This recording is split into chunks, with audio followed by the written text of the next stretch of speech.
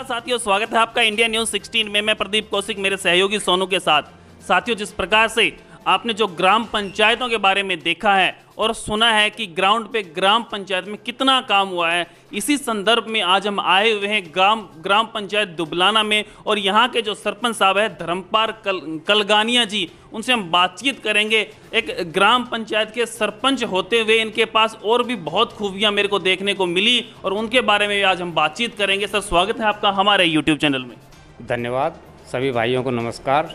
Sir, जिस प्रकार से आप बता रहे हो, सरपंच की बात तो बाद में करेंगे, गांव के विकास के बारे में बाद में बात करेंगे। सबसे पहले आपने जो मेरे को ये दिखाया है, बताया है कि 1987 से आप इस फील्ड में काम करें, तो आपका वो जो एक्सपीरियंस जिसे हम कहते हैं, अनुभव जो कहते हैं, उसके बारे में जो दर्शक आपको देख रहे हैं उनको बताएं। देखिए, पहले मैं प्रिंटिंग प्रेस पे काम करता था जी। तो मेरे सामने दो एक पत्रकार बंधु आते जाते रहते थे। जब मैंने उनको देखा तो प्रिंटिंग प्रेस से काम उठ के शायद मैं अपने आप को मीडिया से ही जोड़ना चाहता होऊंगा या जुनून था, तो मैं मीडिया से जुड़ता चला गया और धीरे धीरे मतलब कुछ सफलताएं भी मिली। उस समय एक दैनिक अर्जुन, वीर अर्जुन अखबार आया करता था, उसमें लिखा। दैनिक मेवात एक अखबार आया था, उसमें लिखा। कुछ लोकल पत्र पत्रिकाओं में लिखता रहा। और उसके बाद जब हरियाणा में अमर उजाला लॉन्च हुआ तो अमर उजाला में भी मैंने काम किया। कुछ कब लॉन्च हुआ था सर ये करीब 2088 89 1988 ना, ये अपने 90 के बाद ही आया था। ये जी जी। 90 के बाद आया था, मेरे ख्याल में 96-97 के आसपास आया था। उसके बाद फिर सर कैसे तब मैं स्थायी जुड़ गया अमर उजाला से और काफ़ी दिन तक मैंने अमर उजाला में काम किया। बीच बीच में दैनिक भास्कर में भी मैंने काम किया। उसके बाद एक मैगजीन थी, लोक स्वामी मैगजीन, उसका हरियाणा ब्यूरो था मैं। तो मीडिया में काम करने में बड़ा आनंद आता था और अच्छा काम लगा मुझे। मैंने ये काम किया काफ़ी दिन तक। तो आपने थोड़ी देर पहले चर्चा मुझे कहा था कि मतलब कि आज के दिन में और पहले मीडिया में क्या परिवर्तन आया है, मुझे कैसा महसूस हुआ, आप मेरे वो मांग रहे थे। तो मैं आपको बताऊं, पहले में और अब में बहुत ज़्यादा परिवर्तन हो गया। मैं उस समय मीडिया में था जब हम चिट्ठी लिख करके और अपने लिफाफे में बंद करके और भेजा करते थे। 7वें 8वें दिन खबरें छपा करती थी। जब अमर उजाला आया उस समय रोज़ खबरें छपने लग गई। उस समय ज़्यादा फोकस खबरों पे होता था, पत्रकार खबरें निकाल करके लाते थे। और अब जो है ज़्यादा फोकस थोड़ा सा अखबारों को भी अपना मेंटेन करना पड़ता है, पत्र पत्रिकाओं को भी मेंटेन करना पड़ता है। अब ज़्यादा फोकस मार्केटिंग पे हो गया, जैसे ऐड वगैरह। तो यूँ करके थोड़ा सा तब के पत्रकार और आज के पत्रकारों में काफ़ी अंतर हो गया और मैं इस चीज़ से तालमेल नहीं बैठा पाया, इसलिए आपको वो छोड़ना पड़ा। हाँ, मैंने छोड़ा तो काम तब जब मैं सरपंच बन गया। सर, ये बताएं सर, जिस प्रकार से आप पत्रकार थे, मीडिया से संबंध थे आप, फिर सरपंच में कैसे इंटरेस्ट आया? देखिए, मैं चीज़ें अपने तरीके से करना चाहता था। खबरें, मैं कुछ खोजी खबरें लिखता था और मैं छपने की कोशिश करता था कि बढ़िया खबरें छपें और लोग पढ़ें तो कहें कि हाँ भाई, इसने मन लगा के काम किया है। गरीब आदमियों के फेवर में, किसानों के पक्ष में बहुत सी खबरें मैंने लिखी। फिर क्या हुआ कि मुझे ये लगा कुछ मैं अपने स्तर पे भी काम करूं। तो ये सरपंची, कुछ लोग कहने भी लगे कि यार आप जो है गांव के सरपंच बनो, ट्राई करो। तो इच्छा मेरी भी थी। और यहाँ जो है, आपकी इच्छा कब से थी? मेरी इच्छा तो करीब करीब सन 90 से हो गई थी। पहले मैं पंच भी बना था गांव का, तो मैंने सोचा क्यों ना सरपंच बनूं। और ये इच्छा कभी घर वालों के सामने जाहिर की थी? ना, घर वालों के सामने मैंने कोई इच्छाएं जाहिर नहीं की। घर से तो मैं इतना ही संबंध रखता था जितना मैं उनको भाई देश को, यानी कि काम, बच्चों को पढ़ाना लिखाना, अपनी पत्नी को घर में खुश रखना, ये सारी चुनौती थी। कुछ और भी जिम्मेदारियां थी, उनको मैं धीरे धीरे अपनी निभाता भी रहा और लिखता भी रहा। लेकिन कहीं ना कहीं दिमाग में ये था कि एक दिन मैं गांव का सरपंच भी बनूंगा और कुछ काम वो करूं जो कुछ लोग अनदेखी कर जाए। हालांकि सब अपने अपने तरह से बढ़िया काम करते हैं जी। लेकिन कुछ चीज़ें ऐसी होती हैं। अब देखिए ना, सड़कें बनती रहती हैं, बिल्डिंग बनती रहती हैं, हर 3 साल में वो सड़क फिर बनानी पड़ जाती है, ठीक है। तो कुछ इस तरह के विकास जो स्थायी नज़र आए, तो हमने गांव में सफाई के ऊपर पूरा ध्यान दिया। सर, कितने सफाई कर्मचारी गांव में हैं?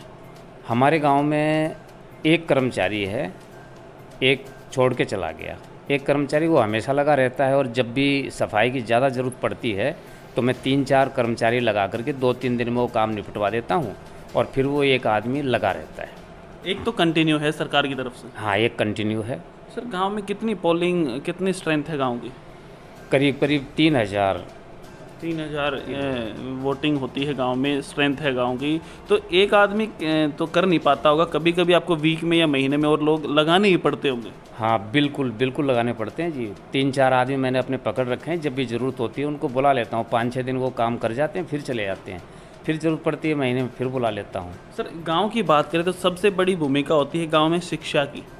आपको भी पता है शिक्षा बहुत ज़रूरी है। तो गांव में जो स्कूल्स वगैरह हैं उनकी क्या कंडीशन है, कौन सी कक्षा तक हैं, कितना आप उनको ध्यान दे पाते हैं, उनकी तरफ अध्यापक गण जो वहाँ पे हैं वो किस प्रकार से हैं, कितनी स्कूल की स्ट्रेंथ है, इस प्रकार से थोड़ा सा जो दर्शक आपको देख रहे हैं उनको बताएं अपने गाँव के बारे में। हमारे गाँव में 8वीं तक स्कूल है जी। और अध्यापक पूरे हैं, लेकिन लोगों का रुझान सरकारी स्कूलों की तरफ अब कम हो गया। बच्चे कम हैं, 60-70 के आसपास बच्चे हैं, लेकिन बच्चों की पढ़ाई पे ध्यान देते हैं। समय समय पे मैं भी जाके उनको कहता रहता हूँ, कहना मानते हैं। स्कूल में हरियाली, स्कूल में पार्क, सारी चीज़ें, बच्चों की सारी सुविधाओं का पूरा ध्यान रखा जाता है और ये सारी चीज़ें हम करते भी हैं। सर दूसरी बात, आप एक बात पे भी ध्यान देते हो, आपने लिखा भी है कि बेटी बचाओ बेटी पढ़ाओ। गांव में किस प्रकार से मुहिम चलाते हो, कैसे लोगों को जागरूक करते हो, बच्चों में ये भावना कैसे डालते हो? देखिए, ये जहाँ भी मौका मिलता है लोगों से बातचीत में ये बातें करते रहते हैं। कई एक बार गोष्ठियाँ भी होती हैं, हमारे यहाँ आते जाते भी रहते हैं ऑफिसर, इस चीज़ से संबंधित लोग जो भी होते हैं ना वो आते जाते रहते हैं। समय समय पर मीटिंग होती रहती है। तो उन्होंने जैसे कुछ ये कहा था कि भाई इस साल कितने बच्चों ने जन्म लिया और उसमें कितने लड़के हैं कितने लड़कियां हैं। तो मैंने उनको भी यही बात कहा था कि एक साल के रेशो से ये चीज़ पकड़ में नहीं आती, क्यों कई एक बार दौर चलता है गांव में कि एक के बाद एक 5 लड़कियां भी पैदा हो जाती हैं, और कभी ये दौर चलता है कि एक के बाद एक 5 या 7 लड़के भी पैदा हो जाते हैं। वो तो भगवान की मर्जी है। हाँ, ये रेशो पकड़ में आता है 4 या 5 साल में। बिल्कुल। तो हमारे गांव की स्थिति बढ़िया है, लोग जागरूक हुए हैं। ठीक है जी। और इस रेशो में कुछ समस्याएं, मैं अपने समझ की बात कह रहा हूँ, समस्याएं वहाँ आती हैं जहाँ कई परिवार में पहली संतान लड़का पैदा हो जाता है और वो स्थायी परिवार नियोजन अपना लेते हैं, यहाँ रेशो गड़बड़ होता है। बिल्कुल सही बात है। ठीक है जी। इस तरह की कि पहली संतान बच्चा पैदा हुआ, उन्होंने स्थायी परिवार नियोजन अपना लिया। अगर पहली संतान लड़की हो गई तो वो परिवार नियोजन नहीं अपनाते, 2 लड़कियां हो गई तो भी परिवार नियोजन नहीं अपनाते। तब तक वो नहीं अपनाते जब तक कि उनके कोई पुत्र पैदा ना हो जाए। सही बात है। यही चीज़ अगर लड़कियों को लेकर के रखें लोग कि 1-2 लड़कियां, ईश्वर को यही मंजूर था, 2 बच्चियों ने जन्म ले लिया और अब हम स्थायी ये परिवार नियोजन अपना लें, तो ये समस्या हल हो सकती है। सर काफ़ी तो एक लड़के के चक्कर में 6 लड़कियां तक पैदा कर लेते हैं, मैंने देखा भी है मेरी आंखों से। चलो वो भी अच्छा, कम से कम 6 बच्चियां तो पैदा हुई, लेकिन ये लड़के के लिए करते हैं, ये भावना हुई ना कि लड़के के लिए वो कर रहे हैं। अगर किसी के 2 लड़के हों और वो ये भावना रखे कि मेरे घर एक लड़की का भी जन्म होना चाहिए, तो भी ज़रा अच्छा लगेगा। सर सिर्फ दिमाग, जो विचार है ना, वो बदलने चाहिए। बिल्कुल, मानसिकता बदलनी होगी। भगवान ने पहली संतान लड़का दे दिया तो ऐसा नहीं है कि आप परिवार नियोजन अपना लें। कम से कम एक लड़की भी आपके घर में हो ताकि वो अपने भाई को राखी बांधे, घर में चहके, जैसे चिड़ियों की तरह चहकती हैं उस तरह लड़कियां भी चहकें, तब जाकर के तालमेल बनेगा। जैसा लड़का, हम कह तो ज़रूर देते हैं कि लड़का लड़की एक समान, लेकिन पहला लड़का पैदा हो गया, परिवार नियोजन कर लिया हमने। पहली संतान लड़की हो गई, परिवार नियोजन नहीं अपनाया, तो कहीं ना कहीं पुत्र की चाहत तो है ही। सर जिस प्रकार से अब गांव की बात करें तो पर्यावरण से रिलेटेड आप गांव में कितने क्या पेड़ पौधे लगाना होता है, लोगों को जागरूक करना होता है। जैसे खेल ग्राउंड हो गया, वहाँ पे पेड़ पौधे लगा दिए। जो आजकल के युवा पीढ़ी है उसके विकास के लिए जो खेल ग्राउंड में किस प्रकार का माहौल रहता है?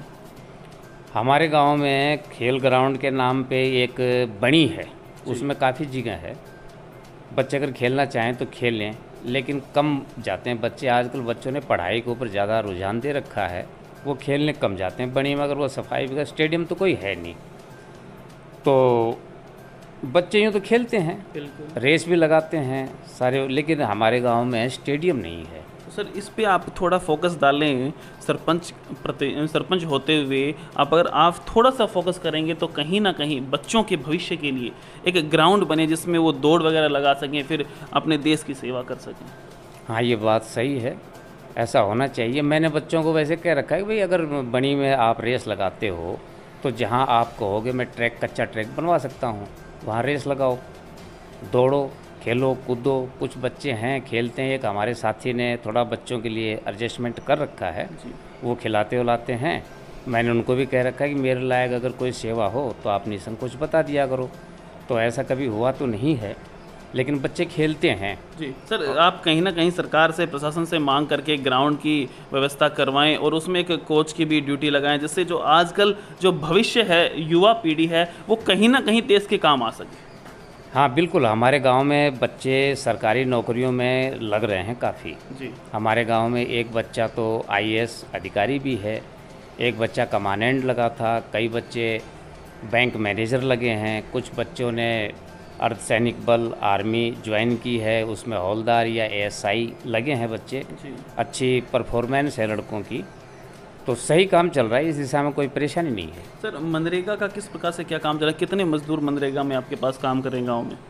मनरेगा में देखिए, मैं आपको एक बताऊं, सरकार का नियम तो ये है कि अगर मनरेगा में कोई काम करने का इच्छुक है तो सरपंच को एप्लीकेशन देगा जी। कि मैं काम करना चाहता हूं। जी सर। ठीक है जी। लेकिन इस तरह की एप्लीकेशनें सरपंच के पास नहीं आ रही हैं कि हम मनरेगा में काम करना चाहते हैं। मतलब अपने पास कोई कर्मचारी मनरेगा में नहीं है? हाँ, नहीं, यूँ तो कभी छोटा मोटा काम करवाना पड़ता है, लेकिन मनरेगा में काम करने की इच्छुक लोग नहीं हैं। बिल्कुल, क्योंकि मैंने भी एक सरपंच साहब से बात की थी, उन्होंने बताया कि पूरे दिन के 309 रुपये मिलते हैं और वैसे अगर दिहाड़ी पे जाए तो करीब करीब 500 रुपये मिलते हैं। हाँ जी। और एक बात और बताऊँ, मनरेगा का काम जो है मट्टी खुदाई और जोहड़ खुदाई आदि से संबंधित है, लेकिन आप ये देखिए यहाँ की धरती सूखी पड़ी है। जी। अगर कोई फावड़े से खोदना भी चाहे तो फावड़े से खुदाई नहीं होती है। मतलब पानी की कमी। पानी की कमी। अगर सतह गीली हो तो मज़दूर खोद सकते हैं, सतह सूखी होने के कारण वो खोद भी नहीं पाते हैं। वो ये समझ लेते हैं कि तुम्हारे सारे दिन की दिहाड़ी इतनी है तो काम भी इसी तरह से करना होता होगा, जबकि जेईएम भी भरते हैं, जब 100 फीट मिट्टी खोदेगा तब उसकी दिहाड़ी पूरी होती है मज़दूर की। ठीक है। इसमें सरपंच लगा लेता है तो वो पूरी प्रोग्रेस तो दिखाते नहीं हैं, और फिर सरपंच को ये कहे भाई हमारी तो हाजिरी पूरी होगी, दिहाड़ी पूरी होगी, मतलब पैसे भी चले जाते, काम भी पूरा नहीं हो पाता। हाँ, इसमें सर समस्या है। जी जी, जिस प्रकार से बात करें, अब हम जैसे गांव में गरीब लोग होते हैं, बीपीएल राशन कार्ड वगैरह होते हैं, उनको राशन वगैरह मिलना, मकानों के पैसे मिलना, बाथरूम के पैसे मिलना, तो इस प्रकार का कितना क्या कुछ काम अपने गाँव में आपके कार्यकाल में हुआ है? हमारे कार्यकाल में ये बीपीएल वालों को तो फ्री में राशन आजकल सरकार दे रही है, और समय समय पे कोटे में इनको सामान आता रहता है। हम ये सुनिश्चित करते हैं कोटे वाला गड़बड़ न करे। मैं अपना या तो पंच बैठा देता हूँ या चौकीदार की वहाँ ड्यूटी लगा देता हूँ कि जो फ्री में बंटने की चीज़ें हैं वो अपने इसमें देख रेख में बंटवाओ। बिल्कुल। ठीक है। और लोगों को मैंने कह रखा है कि आप लोगों के हक की अगर कोई चीज़ ना मिले तो आप निसंकोच मेरे को कहें, मैं कार्रवाई करवाऊँगा। सर जिस प्रकार से बिजली की बात करें, पानी की बात करें, रोड की बात करें, कितनी कोई गली कच्ची तो नहीं रह गई है गांव में? हमारे गांव में एक भी गली कच्ची नहीं है, पाइपलाइन दबा रखी है। मैंने ये फोकस शुरू से ही रखा है कि लीकेज नहीं हो, और बड़े खुशी की बात है कि हमारे गांव में आज के दिन एक भी लीकेज नहीं है पानी की। सर गांव से, अपने गांव से दूसरे गांवों को जाने के लिए जो लिंक रोड होते हैं, जिन्हें शेर भी कहा जाता है, वो तो कहीं कच्चे नहीं है क्या? वो भी सारे पक्के करवा दिए? हमारे गांव से चारों तरफ जाने वाले रास्ते पक्के हैं, इसमें सारे रास्ते पक्के हुए, सरकार ने पूरी ग्रांट दी है, खूब दब के विकास कार्य हुए हैं। आज के दिन हमारे गांव की किसी भी नाली का पानी सड़क के ऊपर नहीं है, यानी कि सड़कों पे पानी नहीं है। गंदे पानी की निकासी शानदार तरीके से करवा रखी है हम लोगों ने। 3 पॉइंट प्लांट है हमारा, उसमें जाता है। बहुत अच्छी बात है जो आपने 3 पॉइंट के बारे में बताया। सर पानी को स्टोरेज करने के लिए रिचार्ज सिस्टम जो होता है, ऐसे कोई झोड़ वोड़ अपने गाँव में बनवाए हों? हाँ, वो मतलब गंदे पानी की निकासी एक जगह होकर के और वहाँ से बनी के अंदर हम उसको बहा देते हैं। वो पानी घूमता फिरता कुछ तो पौधों में लग जाता है, और कुछ अगर अपने खेत में सिंचाई करना चाहें तो सिंचाई कर सकते हैं, लोग करते भी हैं। जैसे आप गांव में होते हैं, सीवर लाइन डलवा रखी हो, ओपन जो पाइप्स होते हैं पानी की सुविधा के लिए, जो घर घर नलके लगवाए होते हैं, उनके कोई चार्ज वगैरह होते हैं या फ्री चलते हैं वो? हमारे गांव में सीवर तो है नहीं। सीवर लाइन डलवाने से ये होगा कि सारे रास्ते उखड़ जाएंगे, फिर वो बनने जो है बड़ा मुश्किल हो जाएगा, और परेशानी भी नहीं है। हमारे गांव की सारी नालियां दुरुस्त हैं, और अभी मैंने थोड़े दिन पहले ही सारी नालियां एक बार फिर दुरुस्त करवाई कि कोई नाली फूटी उटी ना हो, लोग परेशान ना हो, नालियां सड़े नहीं। सर जैसे मैं अब गांव के बीचों बीच या घूम फिर के गांव में मैं देख के आया हूं, काफ़ी जगह नालियां भरी हुई हैं और उनमें घास है वो बड़ी बड़ी खड़ी है। हाँ, इसमें क्या है कि जैसे अब ये चौमासा था ना जी, इसमें क्या हुआ कि जब बरसात आने से पहले उन्होंने छटाई कहीं करके मट्टी पड़ी रह गई, उस पर कहीं घास जम गई हो, तो मैं कह नहीं सकता, लेकिन इस तरह की चीज़ें कम है हमारे गाँव। सर गांव में जो जैसे पंचायती ज़मीन होती है, लोग उस पर कब्जा करके भाई अपना सामान डाल लेते हैं, ऐसी कोई ज़मीन आपने छुड़वा के कोई अलग से कोई चीज़ बनवाई हो गांव की सुविधा के लिए? और जो कब्जा छुड़वाते हैं तो कभी कभी परेशानी का सामना भी करना पड़ता है, आपको भी पता है, तो ऐसा कुछ आपके कार्यकाल में हुआ? हाँ हुआ, एक यहाँ अपने बिजली बोर्ड के सामने और पशु हॉस्पिटल के सामने एक जगह थी। हॉस्पिटल है अपने गांव में? हाँ, सर हमारे बताइए ना, जो जितनी चीज़ें आपके कार्यकाल में या अपने गांव में सुविधाएं हैं वो सारी बताएं। हमारे गांव में पशु हॉस्पिटल भी है, बिजली बोर्ड भी है जी, और 8वीं तक का स्कूल है। इनकी स्थिति बहुत अच्छी है। सारी चीज़ें मैंने हॉस्पिटल में, पशु हॉस्पिटल में काफ़ी काम करवाया है। पशु जो है छाया में आके खड़े हों, जब उसको सीमन वगैरह रखते हैं तो लोग गर्मी में खड़े रहा करते थे धूप में, मैंने उसमें लेंटर डलवा के करवा दिया, अंदर पार्किंग कर दी, शानदार फूल खिले हुए हैं, पर्यावरण के ऊपर पूरा ध्यान दिया है। शमशान घाट को शानदार करवा दिया, शमशान घाट बिल्कुल पार्क की तरह लगता है और अच्छा भी लगता है। सर गांव में मंदिर धर्मशालाएं वगैरह होती हैं, उनकी क्या कुछ कंडीशन है? कितने मंदिर हैं गांव में, कितनी धर्मशालाएं हैं, चौपाल जिसे कहते हैं, ग्राम पंचायत जो सरपंच साहब के बैठने की जगह होती है? हाँ, हमारे ग्रामीण सचिवालय है, शानदार है, उसके अंदर हमने पेड़ पौधे लगवाए हैं और फूल लगे हुए हैं, उसमें हरियाली शानदार है, और वहीं बैठ के हम अपनी ग्राम सभा की मीटिंग करते हैं, और कभी कभी ये पंचायत की भी मीटिंग, ग्राम सभा की मीटिंग, और ये सारे काम वहीं पंचायत घर में करते हैं। बढ़िया कंडीशन में, आप जाके कभी ऐसा हुआ हो कि किसी का कोई काम करवाना हो और उसने आपको इलेक्शन के समय वोट नहीं दिया हो, तो कभी द्वेष की भावना आई हो, भाई तूने तो मेरे को वोट नहीं दिया, मैं तेरा काम नहीं करूँगा, तेरी फाइल पे साइन नहीं करूँगा? मैं कौशिक जी आपको बताऊं कि ये चीज़ ना हो, इसीलिए तो मैं सरपंच बना था गांव का। आप जाके देख सकते हैं, मैं गर्व के साथ कह सकता हूं, मेरी पहली पंचायत है जिसमें 9 के 9 पंच मेरे पीछे एक मत में खड़े हैं, एक भी पंच मेरे से बाहर नहीं जाता। बहुत अच्छी बात है सर। मतलब सारों को मिला जुला करके रखना और एक साथ रह करके काम करना। ये पर्यावरण के ऊपर हमारे सारे पंचों ने पूरा सहयोग दिया।